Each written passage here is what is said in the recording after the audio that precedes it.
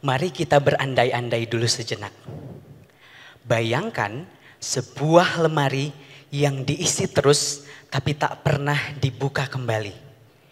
Tumpukan demi tumpukan, pakaian lama, dokumen usang, hingga barang-barang tak berguna memenuhi ruang hingga kita lupa apa yang ada di dalamnya. Jika lemari ini ada di rumah Anda, kemungkinan ia akan dibersihkan. Atau bahkan dibuang. Tapi bagaimana jika lemari ini ada di genggaman kita setiap hari? Di genggaman Anda? Di genggaman Anda? Atau mungkin genggaman Anda? Assalamualaikum warahmatullahi wabarakatuh. Saya Muhammad Akmal Mustafa dari Institut Teknologi Bandung akan membawakan sebuah topik yang jarang kita sadari, tetapi diam-diam membebani dan mempengaruhi cara kita hidup. Sampah digital yang diam-diam membebani pikiran dan bumi kita. Saya sering menyimpan tangkapan layar, video singkat, dokumen-dokumen tak berguna hingga memenuhi ponsel dan cloud storage saya. Suatu ketika ada notifikasi bahwa penyimpanan saya sudah penuh. Tetapi saya bingung, saya harus hapus yang mana? Saya harus menghilangkan dokumen yang mana? Karena saya rasa semuanya sangat penting bagi saya. Pernah mengalami hal yang serupa? Ini juga disebut sebagai budaya digital hoarding. Atau menimbun data secara berlebihan tapi kita tidak tahu apa sebetulnya yang penting bagi kita. Sama halnya dengan sampah fisik. Sampah digital juga mengalami nasib serupa yang mirip dengan hoarding disorder atau HD. Lalu apakah kita semua digital hoarder? Atau hanya saya saja yang merasa hal tersebut? Mari kita lihat datanya. Laporan dari International Data Corporation menyebutkan bahwa 80% data global merupakan data yang tidak terstruktur atau data yang masih tidak aktif tapi masih tersimpan dan memenuhi ruang-ruang digital kita. Akumulasi sampah digital ini menimbulkan dua dampak utama. Yang pertama adalah dampak psikologis dan yang kedua adalah dampak ekologis. Di sisi psikologis, kita seringkali merasa takut kehilangan informasi penting dari semua berkas-berkas yang kita simpan. Berapa kali teman-teman merasa bahwa semua file-file di HP teman-teman sangat penting semua. Maka ketika harus menghapus, teman-teman kebingungan. Karena menurut teman-teman dan Bapak Ibu semua, ini semua penting untuk disimpan. Kita contohkan pada satu jenis file saja, misalnya surel. Laporan dari Harvard Business Review mencatat bahwa pekerja kantoran memiliki rata-rata 121 surel per hari, sementara The Leaders menyebutkan bahwa 199 surel belum dibaca. Jika saya tantang saat ini, Bapak Ibu Dewan Juri dan teman-teman semua untuk membuka kotak email di HP teman-teman, akan ada berapa notifikasi yang belum dibaca. Akan ada berapa jumlah email yang menumpuk, belum dibaca dan tidak terbuka sama sekali. Lalu selanjutnya, penelitian dari Stanford University mencatat bahwa multitasking media mempengaruhi fokus dan konsentrasi kita dalam ruang-ruang digital. Ini semua mengakumulasikan dampak psikologis yang semakin bertumbuh sehingga menyebabkan digital fetish atau kelelahan digital. Dan juga mempengaruhi kapasitas memori dan fokus yang semakin rendah. Di sisi lain dampak ekologis juga tidak bisa disepelekan. Sebuah data yang disimpan membutuhkan server atau peladen. Sementara peladen membutuhkan listrik untuk beroperasi. Pusat data dan jaringan transmisi global menghasilkan sebesar 1 hingga 1,5% konsumsi listrik secara keseluruhan. Sementara 3,7% emisi karbon dioksida global dihasilkan oleh sektor internet secara keseluruhan. Jika kita fokuskan saja pada data yang tersimpan di cloud storage, 1 GB data yang disimpan menghasilkan 0,04 kg CO2 dalam 1 GB-nya setiap tahun. Perhitungan ini dilakukan oleh Greenlee pada tahun 2024 dengan faktor emisi rata-rata listrik harian di Amerika Serikat. Bayangkan jika memang ini terjadi di setiap ruang digital kita. Mungkin teman-teman akan bertanya, oh untuk apa menghapus satu foto, toh pada akhirnya data center tetap berjalan bukan? Menghapus satu foto tidak akan mengubah perubahan iklim. Ini terlalu idealis. Tapi ini valid jika dilihat dari pandangan personal. Kita perlu melihat ini dalam kerangka perubahan kolektif. Jika 1 juta orang sepakat dan bersama-sama untuk menghapus 1 GB data di cloud storage mereka, kita sudah mengentaskan 40 juta ton emisi karbon dari dunia kita. Lalu meskipun kita tahu bahwa dampaknya begitu sangat signifikan, kita seringkali sulit untuk menghapusnya. Betul? Ini beralasan dengan sistem teknologi dan juga psikologi manusia. Yang pertama adalah fear of missing out. Kita seringkali merasa takut kehilangan informasi penting ini. Tapi yang menarik adalah FOMO ini tidak hanya terjadi pada skala individu, tetapi juga terjadi pada skala instansional pemerintahan. Kita mengenal dengan istilah redundansi data atau sistem backup data di sebuah pemerintahan atau perusahaan. Yang terjadi di Amerika Serikat, laporan dari Merilock dan Activio mencatat bahwa 40% aset data pemerintah di sana disimpan di 4 atau lebih lokasi yang berbeda. Dan 1 dari 3 datanya disimpan tanpa mempertimbangkan urgensinya. Mereka hanya menyimpan seolah-olah takut saja kehilangan informasi, tapi tidak perlu untuk memikirkan mana yang penting dijaga dan tidak. Di Indonesia kita melihat bahwa 2.700 pusat data pemerintah itu terjadi dan sementara hanya 3%-nya saja yang memenuhi standar internasional. Semua ini memenuhi ego sektoral saja tapi tidak berkelanjutan. Alasan yang kedua adalah nostalgia digital. Siapa teman-teman di sini yang menyimpan kenangan-kenangan indah dalam foto dan video? Foto bersama mantan, foto dan video bersama kekasih, atau dokumen-dokumen bersama keluarga. Jika memang ini penting, memang layak dijaga. Tapi kita seringkali menyimpan semuanya tanpa mempertimbangkan mana yang penting dan tidak. Sehingga semua data-data kita jadi dianggap semuanya sama. Padahal kita memiliki hal-hal yang penting dalam hidup kita yang justru itu yang perlu dijaga. Maka menurut NOCD Platform bahwa menyimpan foto atau berkas data digital berlebihan bisa dikategorikan sebagai gangguan kecemasan ringan. Dan yang ketiga, sistem teknologi saat ini memanjakan hidup kita. Ada fitur kapasitas cloud storage besar, fitur backup otomatis, dan juga unlimited storage. Dan terakhir, digital hygiene yang belum diajarkan dalam sistem pendidikan saat ini.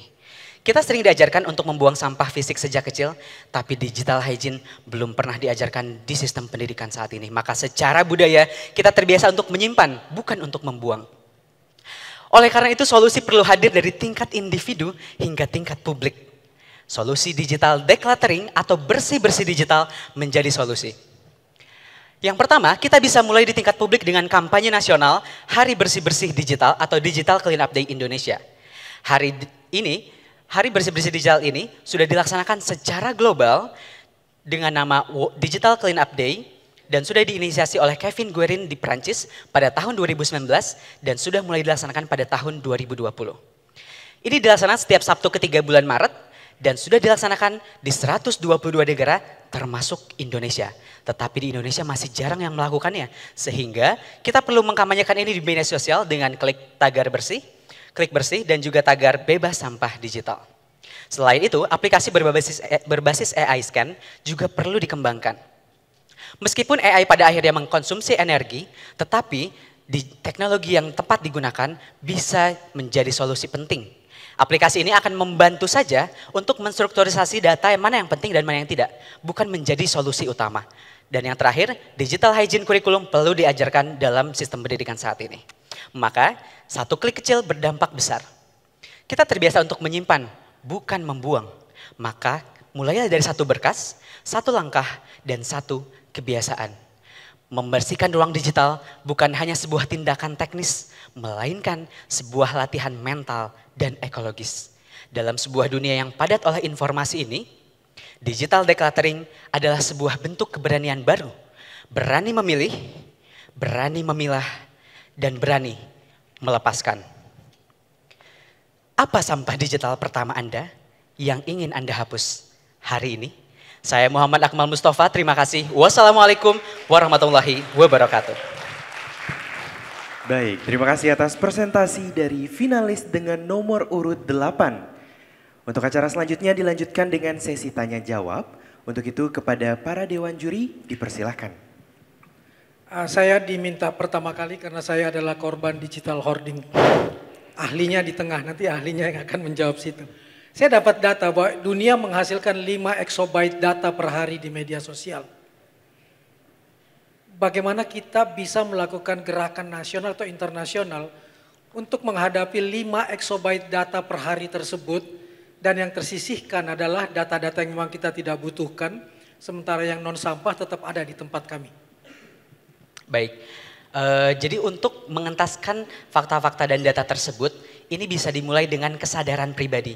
Saya rasa ini bisa menjadi bola salju yang awalnya dimulai dengan diri sendiri, lalu membesar hingga membentuk gerakan yang juga masif. Maka mungkin angka ini terlalu besar dan terlalu idealis untuk dientaskan, tapi jika kita mulai dari diri sendiri dengan ruang-ruang digital yang ada di handphone kita sendiri, di laptop kita sendiri, di PC kantor kita sendiri, ini akan menjadi sebuah gerakan yang masif dan bisa diikuti secara seluruh global. Maka sebuah gerakan yang bisa dilakukan adalah dengan mulai dari diri kita, kemudian bisa menjadi gerakan bersama yang akhirnya bisa memicu langkah-langkah solutif lainnya seperti membuat regulasi dan seterusnya. Karena itu udah langkah selanjutnya, bukan langkah awal untuk mengentaskan data dan fakta tersebut. Kalau itu punya dampak ekologis yang luar biasa besar berkaitan dengan emisi karbon dan lain sebagainya, bagaimana seharusnya kita menetapkan hari digital, hari bersih-bersih digital di Indonesia? Sementara masyarakat kita ini adalah masyarakat yang lebih senang menyimpan, seperti kata kamu tadi. Bisa jadi akan menemukan kalimat, kamu menyuruh saya membuang kenangan, sementara saya menyimpannya sebagai modal besar untuk melangkah ke depan. Baik, terima kasih Bapak pertanyaannya. Ini juga yang menjadi dilema pada saat-saat ini. Kita seringkali menyimpan memori dan kenangan dalam semua data-data yang kita simpan. Tetapi yang saya tegaskan saat ini adalah memori dan kenangan itu harus selektif, harus dipilih. Jika semua data-data ini merupakan memori yang perlu dijaga, lantas apa nilai memorinya jika semuanya tetap disimpan? Justru memori dan kenangan itu harus selektif dan hanya beberapa pilihan saja yang perlu disimpan. Maka jika semua data, semua foto, bahkan foto-foto blur atau foto-foto yang tidak jelas apa isinya kita simpan, maka untuk apa kenangan ini disebut, data tersebut disebut kenangan dan memori. Sementara kenangan dan memori perlu spesial, maka perlu adanya kesadaran untuk memisahkan mana yang penting dan mana yang tidak. Hari dan bulan apa yang paling indah untuk melakukan gerakan hari-hari bersih digital? Baik, jika melihat secara global, ini dilaksanakan di Sabtu ketiga bulan Maret. Sebetulnya ini diambil pada saat Kevin Guerin, seorang ilmuwan teknologi di Prancis, itu pertama kali mencetuskan si World Digital Cleanup Day ini. Tapi untuk hari di Indonesia ini bisa dipersonalisasi, misalnya di hari Valentine, di mana kita seringkali menjaga seluruh kenangan-kenangan indah di kehidupan kita, tapi bayangkan jika di hari Valentine kita malah menghapus semua foto-foto penuh kenangan ini justru membuktikan bahwa kita ini punya keberanian untuk memilih mana sebetulnya yang lebih penting bagi hidup kita. Seperti itu Pak. Makasih, silakan Pak. Hai Akmal. Halo Bu. Ya ini mainan saya ya. Akmal boleh tahu jurusan apa? Saya jurusan desain interior Ibu. Oke, desain interior. Saya tertarik dengan solusi aplikasi AI Scan, di mana untuk digital decluttering ini kan tujuannya adalah untuk mengurangi dampak fisiologis dan ekologis ya. Tahukah dirimu bahwa aplikasi AI Scan itu justru malah menambah sizing server? Betul Bu.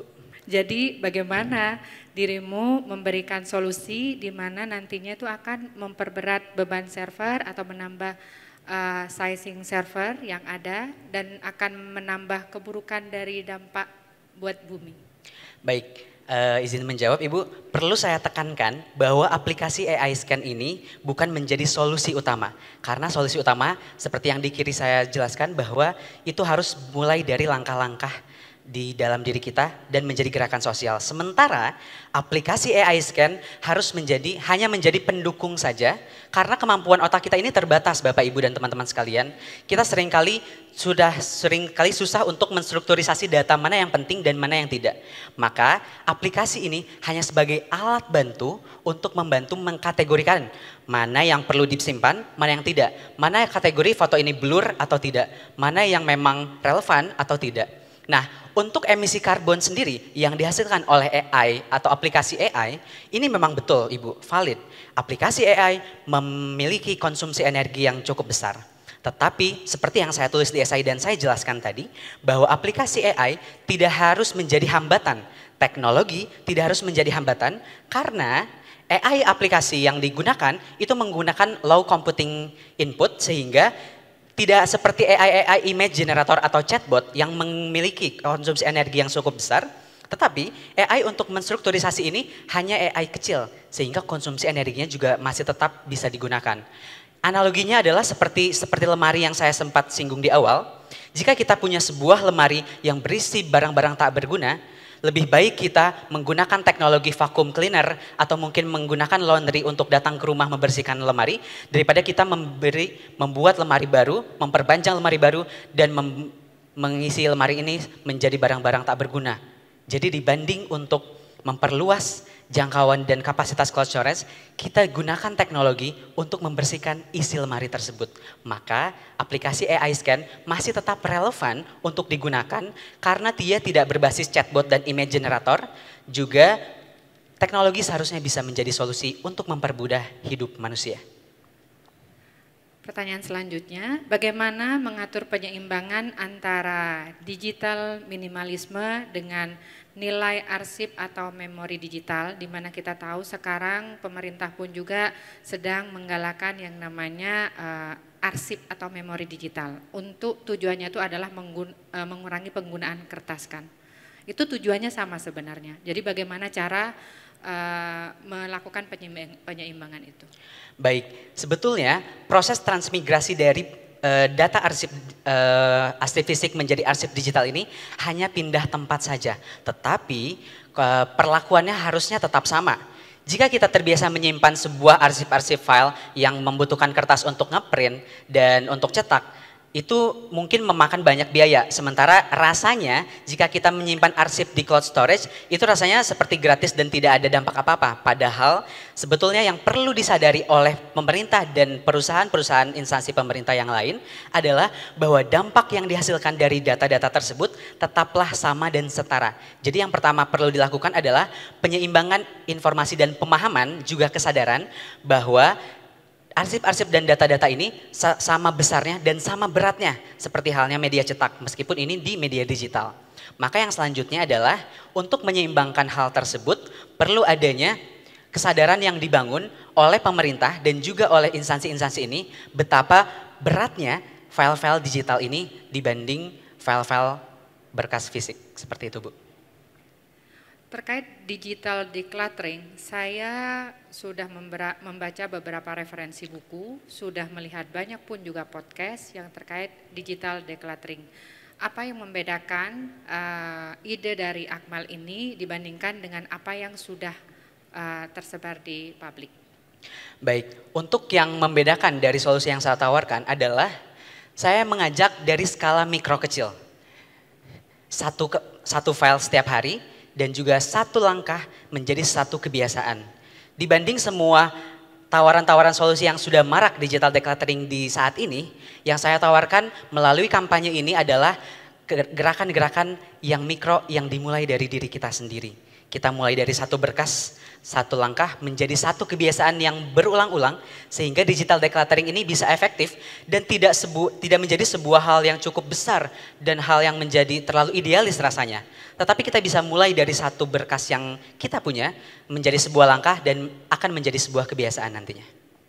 Dengan dimulai dengan kampanye dan diinginkan menjadi kebiasaan, bagaimana caranya agar itu menjadi solusi jangka panjang? Baik, untuk menjaga solusi ini tetap relevan dan menjadi jangka panjang, perlu adanya pengawasan dan komitmen dari kita bersama. Maka mengapa kesadaran utama menjadi fokus saya pada solusi saat ini? Itulah kenapa jika kesadaran ini sudah dibangun dan sudah tetap menjadi mengakar di setiap dari kita, ini akan mengakar dan menjadi sebuah solusi yang terus relevan untuk jangka panjang. Maka solusi untuk kampanye nasional ini perlu digalakkan untuk menumbuhkan kesadaran tersebut, Ibu. Jika kesadaran ini sudah terbentuk, seperti yang saya sebut sebelumnya, ini akan menjadi bola salju di mana dari satu orang menjadi lingkup keluarga, dari lingkup keluarga akan menjadi lingkup tetangga, dari tetangga akan menjadi lingkup nasional dan seterusnya. Sehingga kesadaran ini menjadi fondasi utama di mana capaian utama dari kampanye ini adalah membangun kesadaran, sehingga jika kesadaran sudah tumbuh di masing-masing dari kita, di lingkungan kita, maka solusi ini akan tetap relevan ke jangka panjang dan seterusnya. Terakhir pertanyaan personal, Akmal, apakah setelah lulus kuliah dirimu tertarik untuk membantu memperbaiki dunia digital ini melalui join menjadi bagian dari cloud provider ataukah IT services? Baik, sebetulnya saya lebih concern di bidang teknologi yang berbasis desain. Jadi karena basic saya desain, saya seringkali mengalami hal-hal di mana saya harus menyimpan file-file desain saya sebanyak itu, maka saya tertarik untuk memperbaiki di bidang tersebut. Tapi masih relevan dengan hal digital decluttering. Oke, terima kasih Akmal. Terima kasih Bu. Baik Akmal ya, kita lanjut diskusi ya. Saya senang Anda bisa membawa permasalahan ini melihat apa yang terjadi di belakang ya, termasuk konsumsi energi dan juga emisi dan segala macamnya. Ya sama seperti kalau kita berbicara uang kripto kan manis ya kelihatannya ya. Tapi di belakang itu untuk mengoperasikan satu kripto money itu konsumsi air, konsumsi energi, konsumsi listrik yang sangat besar sekali. Dan itu merupakan penyumbang emisi karbonnya nggak besar, tetapi 0,25% dari emisi karbon dunia. Nggak ada yang nyangka itu. Satu crypto money ya. Kalau itu berapa, sekarang udah berapa berkembang kan. Jadi kita membayangkan kan cuma trading biasa, tapi di belakang maintenance itu besar sekali ya. Jadi itu yang perlu kita perhatikan ya, sama seperti ini ya. Nah kemudian yang berikutnya saya ingin minta pendapat ya. Justru situasi seperti ini itu yang diinginkan oleh produsen gitu. Kenapa? Kita lihat kalau kita beli HP kan, memori itu harganya mahal ya. Harga itu tergantung memori. Nah kemudian kedua tadi sudah disinggung iCloud segala macam ya. Nah kalau Anda menerapkan ini bagaimana itu upaya produsen itu kan uangnya banyak ya. Untuk memelihara ini justru dipelihara supaya orang seperti ini. Pendapatnya bagaimana? Coba Pak. Baik Bapak, seperti yang kita tahu, kita adalah produk dari teknologi dan produsen saat hari ini. Kita menjadi bual-bualan mereka karena kitalah sebetulnya produknya. Dan ini adalah salah satu contoh nyata di mana kita menjadi produk dari semua produsen seperti cloud storage, seperti yang tadi sudah saya sampaikan, dengan kapasitas cloud storage besar, unlimited storage, justru itu sistem yang memanjakan kita dan kita menjadi korban dari mereka. Justru solusi ini perlu hadir dari kesadaran kita. Makanya jika kita dihadapkan oleh perusahaan-perusahaan yang justru orientasinya uang dan profit, maka kita perlu kita perlu mempersiapkan diri kita dengan kesadaran untuk menghapusnya. Maka teknologi ini masih bisa tetap dirasakan, produsen-produsen ini tetap bisa menjualkan produk mereka, tetapi produknya atau kitanya itu sudah lebih wise, sudah lebih bijaksana, sudah lebih bisa memilih mana yang perlu disimpan dan mana yang tidak. Sehingga ada win-win solution di mana kita tetap membutuhkan digital cloud storage ini untuk penyimpanan secara awan, tetapi dengan secara bijaksana Bapak. Jadi kita tidak harus menyimpan semuanya, kita tidak harus menyimpan semua hal yang dalam hidup kita, bahkan yang tidak penting perlu disimpan, tetapi dengan membangun kesadaran, kita bisa memilih mana yang perlu disimpan dan mana yang tidak, seperti itu. Oke ya, kalau orang berpikir normal ya, ada yang di makalah ini tidak Anda singgung adalah narsisme. Nah, itu bayangkan mulai bangun pagi sampai mau tidur itu berapa foto yang dibuat, setiap kegiatan direkam dan disimpan. Dan itu saran saya digali ya, karena itu namanya NPD ya. Narcissistic personality disorder itu penyakit ya, dan itu kalau udah masuk ke sana itu susah disembuhkan. Nah banyak yang terjebak seperti ini karena tidak sadar bahwa itu kena penyakit ini gitu ya, sehingga tadi hoarder dan segala macam itu Kalau Akmal menyuruh dia nggak mau menghapus itu, lebih baik bayar gitu ya. Nah sisi sosial itu mungkin perlu di psikologi ya, perlu diangkat ya supaya ini bisa penyelesaiannya secara komprehensif ya. Pernah mendengar NPD ya? Pernah Bapak? Ya. Baik. Itu sesuatu yang tidak disadari ya. Mungkin kita di antara ruang ini ada yang kena gitu ya. Nggak sadar. Pokoknya mau makan foto, upload. Mau ini ke kamar mandi, upload segala macam. Pintu kamar mandi, semuanya dihapus. Sehari itu berapa tuh jumlahnya ya. Jadi itu dihubungkan dengan ke sana. Oke, makasih ya.